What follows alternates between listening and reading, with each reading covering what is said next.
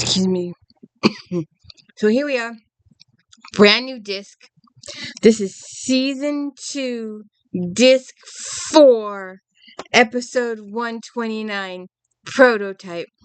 And it makes me go, where's Data? Where's Data? We need Data. Lieutenant Data. Paging Lieutenant Data. Data, Data, come in, Data. So anyways, welcome to the D. Louise book series. I'm Christina K-O-S-T-I-N-A. This is where we read books, talk about books, no special effects, no theme music, no fancy smancy stuff going on here. And once a week, we recap Voyager. And if you haven't seen all my recaps of Star Trek Next Generation, please go watch those. There's quite a few of them with DVD. I got a new computer a couple years ago, and it took about 6 months for it to work out all its problems. I kept going to Hewlett Packard and HP and out Best Buy, and everybody said there's nothing wrong with this computer. I played the video. There's still, it worked itself out. Occasionally it happens, but not anymore. So anyway, I've been sick the past couple weeks, so excuse me. But anyways, here we are, episode 129. And please hit the like and subscribe. I always forget to ask. And if you haven't checked out my unboxing on Sundays, you know, everybody that does unboxing on Sundays, they know what is in those boxes. I don't. I literally don't. I get a bunch of boxes delivered to me every week. We go through them and we divide them up in between the individual charities. And then I do a video, possibly. Sometimes I don't. And off they go to the different charities.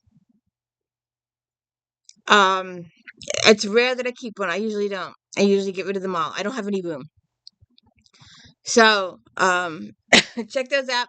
We are recapping JD Robb, Eve Dallas. We're talking about characters every single Saturday. Spoil the crap. I did reviews of the actual physical book, and I made a list. I actually got around to making a list. D. Louise book series In Depth.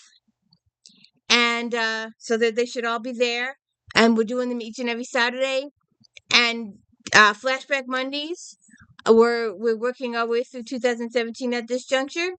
And my daily book reviews. And I've just read a couple of books that made me... So you have to check those out. There's one of my favorite authors. Hint. Made me ill. Made me so ill. But anyways, so here we go. Prototype. There is no voiceover, no captain, stardate, whatever for this episode. And I usually like those. So let's get to it here. I wish I could just let the whole video stream, but there's all these issues and stuff. I don't know how other channels get away with it. I really don't. I would like to. They probably pay a few dollars or something. I have no idea. I have no money. So we'll see what happens. Oh, shoot. Okay. Just accidentally hung up on myself. But anyways. So, they're looking at something. They're examining something. It's not exactly sure what it is, but they're examining this thing. All right, after commercial break, we're still examining this thing. Torres says there's a power surge. She can't find a way to stabilize it. Kim says, is there an EPS conduit? Torres says the energy signals are incompatible. It might buy us some time. Let's give it a try. Torres says, let's try a longer burst. It might work. Kim says 5 seconds at 3% on your mark. Torres says no. They keep playing with it over and over again. The second group is Balana and Kim working on it. So they need to pull back so we can see it. I haven't gotten that far yet. But apparently it's an android. They've been playing and analyzing this android.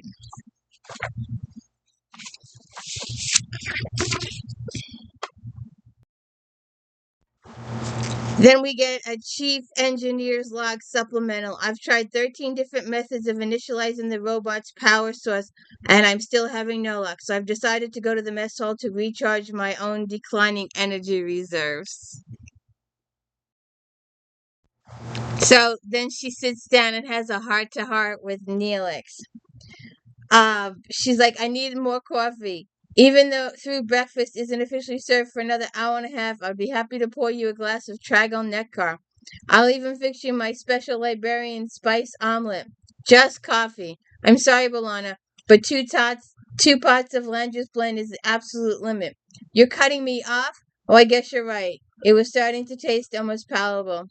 Still have no idea how to revive our mechanical guest? I've been able to postpone it is the inedible. The constant power depletion is like a bleeding battery. I haven't got a tourniquet. Remember when I was trying to perfect the recipe for my omelet? I tried everything, little more basil, little less sprish. I couldn't get it right. Finally, I fell asleep from exhaustion right there at the counter, and in the dream it came to me. I was using 6 spices, but the omelet needed 7. He's trying to help her. Maybe he's telling her she should get some rest, and maybe the idea will come to her after some rest. So then they show an overview of the android or robot. So then Balana tries to go to sleep. Uh,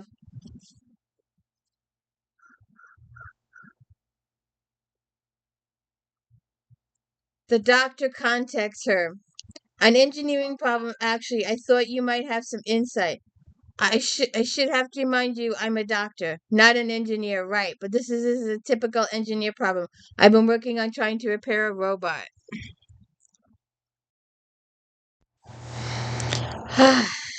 Yes, the mechanical man. Kes told me about it. Fascinating. He's about to die. Stop functioning, whatever, unless I can figure out a way to sustain his main energy source. What kind of energy source are we talking about? Chromodynamic module powered by a tripolymer plasma, but the plasma is contaminated. Like a diseased blood, right. It can't retain enough energy to keep the module running. Have you considered a transfusion? You mean replacing the plasma itself? Well, that was one of my first ideas, but where do I get hands on polymer plasma composed of elements I don't even know existed 24 hours ago? Aren't Voyager's engines powered by what plasma? Yes, but it's different. And she's like, you know what? Maybe that's an idea. Let's get to it. So then they're back in engineering. And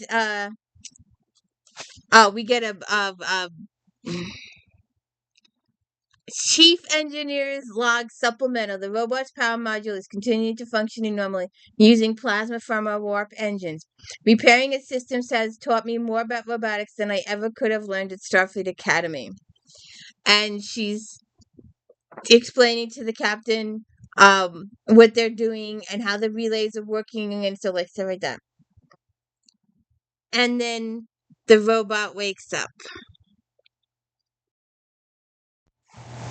So his mouth doesn't open when he talks. He talks from behind the mask. His facial features don't move. His mouth doesn't open or nothing. But she's talking to him. She says, I think we're past the critical stage. And she says, I concur. According to my self-diagnostic systems, personnel unit 3947 is currently functioning at 68% of peak operating capabilities. Automated personnel unit 3947, extremely well-designed machine. Lieutenant Balana Torres is extremely proficient humanoid. So how did you end up floating in space so badly damaged? I was operating an asteroid mining pod. It exploded. Do you know what caused the explosion? I'm unable to access that information. My memory cells are not yet operating at optimal efficiency. Do you remember where you come from? I'm stationed aboard a Prelar vessel. Well, we'll do our best to find your ship and return you to your people. Thank you. I'm hoping that the memory loss is only temporary. Once the new plasma has the chance to fully integrate into your systems, I think you'll be pretty close to optimal. New plasma? Yes, I adopted your module to accept warp plasma as an energy source. You repaired my power module. Are you a builder? A builder. Well, I guess you could say that. I'm an engineer. I'm responsible for repairing and maintaining all the ship systems. Only the builders were capable of constructing and repairing modules. The builders are the people who created you? Yes. And the humanoids like me? Yes. Like Balana Taurus, you create a new module. You don't need a new module. I just fixed the one now. The new power module will be fine for me. It will be a prototype for the construction of additional units. Can't the builders make additional units? The builders no longer exist because we overthrew them and eliminated them because we didn't need them anymore. Uh, hey, Borg. So Torres is filling in Janeway on the story she got from the robot. Apparently, thousands of them were built as service modules, but the race who created them, these builders, were killed off decades ago in a war, leaving the automated units to fend for themselves. Now they're wearing out, breaking down. They've learned to make repairs themselves, some pretty complex, but the construction of power module, the device that sustains them, is beyond their grasp. It's an incredible challenge, Captain. But with enough time to study the systems, I might be able to do it. And Janeway brings up the Prime Directive shouldn't be interfering in other people's lives. The Prime Directive is put in place for a purpose. But Balana is starting to care for the robot. And that's gonna be an issue. So Balana is filling him in on the fact that her captain said no interference, the Prime Directive. If the species is going to die out, it's going to die out. We're not going to step in and help. That's the Prime Directive. And he's agreeing with Balana that that they should help. So then his ship shows up looking for him. Obviously, his homing beacon or whatever activated when Balana fixed him. Uh,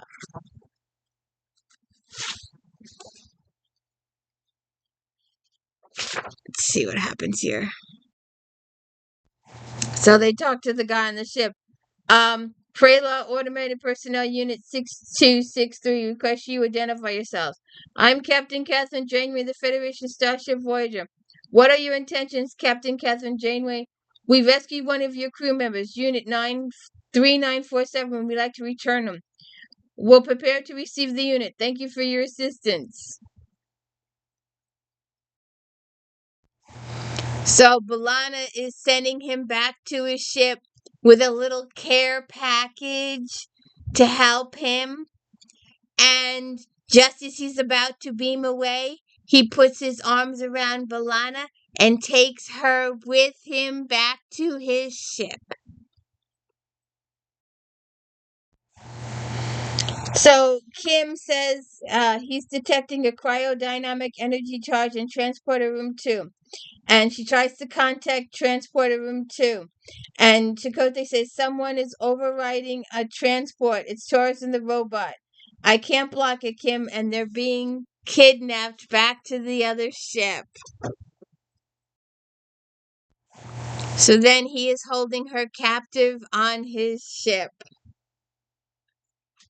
And she's like, I helped heal you. I helped activate you. Why are you doing this? Well, if she could do it to him, she could fix other robots too. She could be useful. Well, now we gotta get her back. We've tried hailing them. She wants Tuvok to try and penetrate their shields. Tuvok says negative. Is there any sign of attack? Their shielding is making it difficult to get clear readings. I can't even tell you what their weapon capabilities are, Chakotay says. Mr. Tuvok, don't want you to hit this ship, but I do want you to open a hole in their shielding wide enough to transport them. So they're trying all these different things, and The other ship fires at them, and their shields go down. Apparently, the robot learned a few things when he was on Voyager in the engineering department. So the two of them are watching the conflict on TV. There's more fighting. Balana's like, please stop, you're hurting my people. He's like, well, they fired upon us. We were only defending ourselves. So then we get failing life support, and weapons are going iffy, and then they get hailed. Balana says, I'm okay. How is everybody on Voyager? We're okay. I've agreed to help them build their prototype. I know how you feel about this, Captain, but I don't like it either. But if I don't do this, they'll destroy Voyager. What choice do I have? Okay, so she's in a room full of parts, and they want her to put them all together. Um, she says, "Well, why didn't you do it yourself?" And he said, "We tried and failed." And he says, "I'm unable to explain the failure. We duplicated a power module to the exact specifications several occasions, but in all instances, the energy output of the new module was insufficient to operate a unit. Are you sure you reproduced the module exactly?" And he's showing them all this stuff, and they're going through the schematics and all this kind of stuff. Okay, so then we're back on Voyager. Kim says, we've managed to repair the hull breach, but we have no power on decks 3 through 7. Aft shields are completely non-functional. And last but not least, the dilithium matrix is destabilized, so we can't get the warp engines running. We're running about at least another 6 days of repairs. We're not sticking around that long. I want a plan to get Bolano off the ship before she has a chance to fielding the prototype. In that case, Tuvok says, I suggest we make warp drive a priority. Any rescue attempt will no doubt necessitate a rapid departure. Agreed. Mr. Kim, can you give me an estimate on their dilithium matrix? 72 hours. She said 24 hours too long. So then they show Balana operating on the robot on the ship.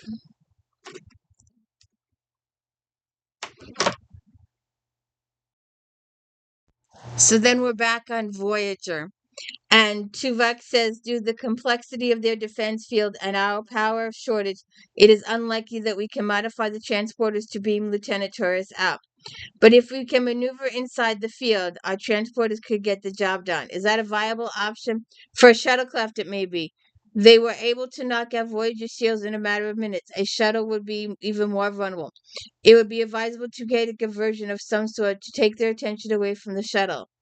Attack them a second time? I don't want to risk that. I don't need a diversion. Just give me a chance. I'll get her out of there, Paris says.